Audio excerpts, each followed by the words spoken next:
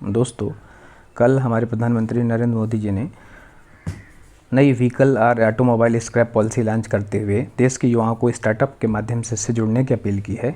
तो आइए हम न्यू व्हीकल स्क्रैप पॉलिसी के मुख्य बिंदुओं को देखें। ये देखें कि इससे कस्टमर को, व्हीकल इंडस्ट्रीज़ को क्या क्या फ़ायदे मिलेंगे, साथ ही एक्सीडेंट में इसका जो है कितनी कमी आएगी इस नई व्हीकल पॉलिसी, स्क्रैप पॉलिसी से, साथ ही पर्यावरण को क्या क्या फ़ायदा हो सकता है। उन समस्त बिंदुओं पे हम इस पर चर्चा करेंगे। तो जैसा कि इसका नाम आप जानते हैं, नेशनल ऑटोमोबाइल स्क्रैप पॉलिसी है ये, और ये भारत में ऑटोमोबाइल सेक्टर को एक नई पहचान देगा, भारत की मोबिलिटी को एक नई पहचान देगा, और जो या यूँ कह लीजिए कि जो व्हीकल हैं अपने यहाँ उसका मॉडर्नाइजेशन करना है, और जो अनफिट व्हीकल्स हैं उनको एक साइंटिफिक तरीके से, वैज्ञानिक तरीके से धीरे धीरे करके सड़कों से बाहर किया जाएगा इस पॉलिसी के तहत। और इस पॉलिसी के तहत क्या क्या फ़ायदे होंगे? मोबिलिटी में जो है आधुनिकता आएगी, ट्रेवल और ट्रांसपोर्टेशन में जो बोझ है वो तो कम होगा ही होगा, साथ ही आर्थिक विकास भी भारत का होगा। जो नया भारत है, जो लगातार हम विकास की ओर अग्रसर हो रहे हैं, उसमें क्लीन, कंजेशन फ्री और सुविधाजनक परिवहन के लक्ष्य को हम जल्दी ही प्राप्त कर पाएंगे।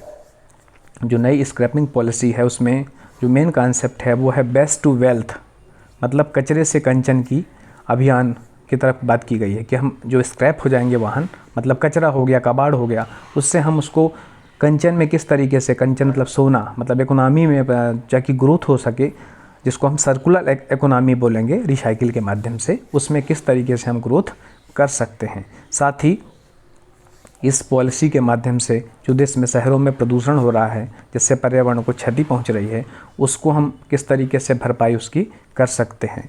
आपको पता है कि भारत इस समय जहां एक डीप ओशन मिशन के माध्यम से जो मिनरल्स है उसको अपार संभावनाएं समुद्र में तलाश रहा है, वहीं इस पॉलिसी के माध्यम से सर्कुलर इकोनॉमी को प्रोत्साहन मिलेगा, जिससे हम टिकाऊ विकास की तरफ, धारणीय विकास जिसको बोलते हैं, सस्टेनेबल डेवलपमेंट, उस दिशा में अग्रसर हो सकेंगे। तो सबसे पहले हम इस पॉलिसी के लाभ देख लें, क्या क्या फ़ायदे होंगे। सबसे पहला लाभ तो ये होगा कि पुरानी गाड़ी को स्क्रैप करने पे एक सर्टिफिकेट मिलेगा, और ये स्क्रैप सर्टिफिकेट जिस गाड़ी धारक को मिलेगा, जब वो नया गाड़ी खरीदेगा तो उसे बहुत सारी छूट मिलेंगी। रजिस्ट्रेशन का पैसा नहीं लगेगा, रोड टैक्स में भी छूट मिलेगा, कुछ और कुछ प्रतिशत परसेंटेज कम रहेगी गाड़ी की मूल कीमत से। आगे हम जस्ट वीडियो में देखेंगे। तो एक तो कस्टमर को क्या क्या फ़ायदा मिलेगा, ये चीज़ हो गई। दूसरा, क्योंकि पुरानी गाड़ी जो चलती हैं, जैसे जैसे वो पुरानी होती जाती हैं, उसमें मेंटेनेंस कास्ट बढ़ता है, रिपेयर कास्ट बढ़ता है, फ्यूल एफिशिएंसी कम मतलब उतनी नहीं रह जाती है। तो जब इस पॉलिसी के बाद नई गाड़ियां ज़्यादा आएंगी तो ये चीज़ भी कस्टमर को डायरेक्ट फ़ायदा मिलेगा। तीसरा फ़ायदा जो डायरेक्ट है वो व्यक्ति के जीवन से संबंधित है। आपको पता है कि पुरानी गाड़ियाँ जो हैं फिट ना होने के कारण रोड एक्सीडेंट का खतरा उनमें बहुत ज़्यादा अधिक होता है। बल्कि हम देखें पुरानी गाड़ियों को तो पहले तो एयरबैग्स भी नहीं होते थे, वो गाड़ियाँ भी चल रही हैं, जबकि आज की जो है एयरबैग जो है एक अनिवार्य आवश्यकता महसूस की जा रही है बढ़ते हुए ट्रैफिक को देखते हुए। तो निश्चित तौर पे इससे जो है एक्सीडेंट में कमी आएगी। एक जो सबसे इम्पॉर्टेंट फैक्टर है वो है हेल्थ को लेके। पॉल्यूशन, जो जितनी पुरानी गाड़ियाँ होंगी, चूँकि वो प्रदूषण उतना ही अधिक करती हैं, तो निश्चित तौर पे प्रदूषण में भी कमी आएगी। और सबसे बड़ी बात यह है कि जो रिसाइकिल, रीयूज़ की जो थ्योरी है, सर्कुलर इकोनॉमी वाली चीज़ें हैं, इससे ऑटोमोबाइल सेक्टर काफ़ी बढ़ेगा। मतलब ये माना जा रहा है कि इस पॉलिसी से 10,000 करोड़ रुपए से भी अधिक का निवेश होगा, नए रोजगार होंगे, क्योंकि अभी जस्ट हम देखेंगे किस तरीके से नया रोजगार सृजित होंगे। अब जो पुराने व्हीकल हैं उसके लिए फिटनेस सेंटर बनेंगे ऑटोमेटेड, तो उसमें भी रोजगार लगेगा। फिर स्क्रैप सेंटर बनाए जाएंगे, अलग बनाए जाएंगे, ठीक है। तो समस्त सभी प्रकार से जो है रोजगार लोगों को बढ़ेगा। लेकिन इसका मतलब ये नहीं है कि ये पॉलिसी कोई बहुत आज से ही लागू हो जाएगी, बल्कि थोड़ा समय लगेगा, 2-3 साल लगेगा उसको पूरी तरह से। पहले सरकारी वाहनों पे लागू होगी, फिर पर्सनल व्हीकल पे होगा, फिर इसके बाद जो है कमर्शियल व्हीकल्स पे किया जाएगा। पहले कमर्शियल व्हीकल, फिर पर्सनल व्हीकल। डेट इन्होंने लिखा हुआ है कि एक जनरल जो टाइमलाइन रखी हुई है कि 2023 से जो है भारी वाणिज्यिक वाहन है, कमर्शियल व्हीकल है, उन पे होगा। फिर जून 24 से जो है वो पर्सनल व्हीकल पे लागू होगा। अब ये देख लें कि किस तरीके के जो है वाहनों पे क्या टाइम पीरियड रखा गया है। तो जो प्राइवेट वाहन हैं, पर्सनल व्हीकल हैं, उनको 20 साल, और जो कमर्शियल व्हीकल हैं उनको 15 साल, मतलब प्राइवेट वाले 20 साल और कमर्शियल वाले 15 साल से अधिक पुराने पे जो है उसको स्क्रैप पॉलिसी के दायरे में आ जाएंगे। इसके लिए क्या होगा, महत्वपूर्ण चीज़ें देख लें कि स्क्रैप सेंटर बनाए जाएंगे, ठीक है, जो पीपीपी आधारित होंगे, पब्लिक प्राइवेट पार्टनरशिप पे आधारित होंगे। गुजरात में एक बनाया भी जाए, मतलब शुरुआत की गई है पहली। इसके बाद देश भर में 400-500 ऐसे सेंटर बनेंगे और वहाँ जाकर लोग फिर जो है इन गाड़ियों को चेक कराएंगे जिनकी समय अवधि पूरी हो गई है, और यदि वो फिटनेस सर्टिफिकेट प्राप्त नहीं कर पाते तब जो है उनको अनफिट घोषित किया जाएगा और स्क्रैप पॉलिसी के तहत उनको स्क्रैप के रूप में कन्वर्ट कराना होगा। लेकिन यदि वो फिट पाए जाते हैं तो उनकी अवधि जो है 5 साल तक बढ़ाई जा सकती है। अब डिटेल्ड जो प्रावधान हैं वो जल्दी ही इस पॉलिसी के तहत पूरे बना दिए जाएंगे।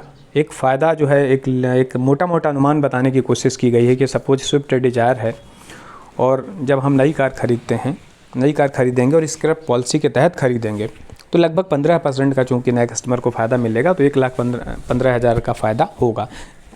इसी तरीके से आप देख रहे हैं कि पुराने जो वाहन हैं उनकी कीमत भी बहुत कम हो गई है, तो चूँकि स्क्रैप पॉलिसी आने के बाद उनकी मार्केट वैल्यू भी थोड़ा सा बढ़ेगी। जैसे फ़िलहाल किसी की 15,000 है तो एक रफ आइडिया 40,000 तक जाएगी। अब हम देखें कि कस्टमर को क्या फ़ायदा मिलेगा। तो कस्टमर को एक तो जो नया पुराना वाहन यदि स्क्रैप पॉलिसी के तहत वो करवाएगा तब स्क्रैप जो है सर्टिफिकेट मिलने के बाद एक तो रजिस्ट्रेशन, गाड़ी जब भी नहीं खरीदेगा तो रजिस्ट्रेशन फ़ीस नहीं लगेगी। नंबर 2, नया वाहन खरीदने पे 5% डिस्काउंट मिलेगा। और नंबर 3, जो रोड टैक्स होता है उसमें 25% की छूट मिलेगी। कुल मिला के सारी छूटें मिला के लगभग 15% जो मुख्य मेन कीमत है गाड़ी की उससे 15% कम रहेगा, कम कीमत पे वो मिल पाएगी। अभी हम देखें वर्तमान में तो 1 करोड़ से अधिक वाहन हैं जो फिट नहीं हैं, जो या तो फिट नहीं है तब भी सड़कों पर अवैध रूप से चल रहे हैं या फिर कबाड़ की तरह यहाँ वहाँ पड़े हुए हैं। तो स्क्रैप सेंटर और फिटनेस सेंटर्स की बात चल रही थी, तो अब जो है चूँकि ये इतना आसान भी नहीं है इस पॉलिसी को लागू कराना, पीपीपी आधारित जो है स्क्रैप सेंटर बनाए जाएंगे, फिटनेस सेंटर बनाए जाएंगे, वहाँ उनकी जांच होगी। फिर जो गाड़ियाँ फिट नहीं पाई जाएंगी आरटीओ की मदद से उनको डी रजिस्टर्ड किया जाएगा और इसके बाद फिर जो है उनको स्क्रैप के तहत लाया जाएगा। तो ये मुख्य बिंदु हुए स्क्रैप पॉलिसी में। अब हम देखें पर्यावरण को लेके ही एक नई चीज़ जो है वो एक नई क्या बोलें, हम ये बोलें कि पर्यावरण को लेके एक जागरूकता बढ़ी है क्योंकि संपूर्ण विश्व सहित भारत में, और एक नया डिसीजन सरकार का आया है जो निश्चित तौर पे जो है पर्यावरण को काफ़ी फ़ायदा पहुंचाने वाला है कि अगले साल से 1 जुलाई से सिंगल यूज प्लास्टिक वस्तुओं के निर्माण, बिक्री और उपयोग पर बैन लगाया जाएगा। क्योंकि हम देख रहे हैं कि चाहे शादी ब्याह हो चाहे पार्टीज़ हों, ये सिंगल यूज प्लास्टिक वाली वस्तुओं का चलन बहुत ज़्यादा बढ़ गया है। और यही जो है चूँकि ये आपको पता है कि बायोडिग्रेडेबल नहीं है ना, तो ऐसी स्थिति में क्या है, यही जो है पॉल्यूशन के लिए मेन जो है भूमिका निभा रहा है इस समय। तो ये सरकार का डिसीजन काफ़ी अच्छा है। आइए इसके कुछ बिंदुओं को हम देख लें। सबसे पहली बात तो यह है कि सरकार ने नोटिफिकेशन के माध्यम से बोला है कि जो एक ही बार उपयोग करने वाली वस्तुएं हैं, सिंगल यूज़ प्लास्टिक वस्तुएं, उन पे प्रतिबंध लगाया गया है। और ये 1 जुलाई से पूरी तरह से प्रतिबंध 1 जुलाई 2022 से प्रतिबंधित कर दिया जाएगा। क्या क्या शामिल किया जाएगा उसमें? पॉलीस्टाइनिन और एक्सपेंडेड पॉलीस्टाइलिन सहित सिंगल यूज़ प्लास्टिक पे पूरी तरह से प्रतिबंध होगा।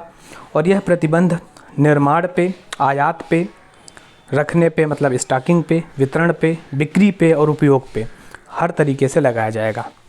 साथ ही जो प्लास्टिक बैग हैं जिनका अधिक से अधिक चलन हो रहा है इस समय, उनकी मोटाई बढ़ाने की भी बात की गई है कि सितंबर 21 तक जो है आप 50 माइक्रोन से बढ़ा के इसकी जो बैग की मोटाई है 75 माइक्रोन की जाएगी।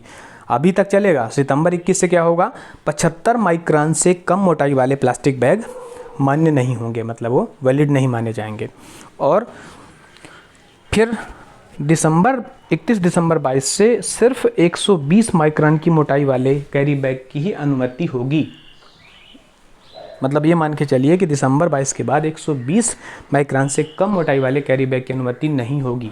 तो ये सारी चीज़ें जो हैं यदि हम देखें तो कहीं ना कहीं जो है पर्यावरण की सुरक्षा के लिए किए जा रहे हैं। और जैसा कि आपको पता भी है कि पेरिस जलवायु सम्मेलन जो हुआ था, इसके बाद इस साल जो है होना है अभी नवंबर में ग्लासगो में, स्कॉटलैंड में, तो कहीं ना कहीं ये न सिर्फ भारत के लिए बल्कि विश्व के लिए भी जो एक मैसेज, और ये जो चीज़ें इंडिया में की जा रही हैं ये कहीं ना कहीं पहले ही जो है विकसित देश कुछ हद तक कर चुके हैं, और आप सभी का सहयोग इसमें होना ज़रूरी है।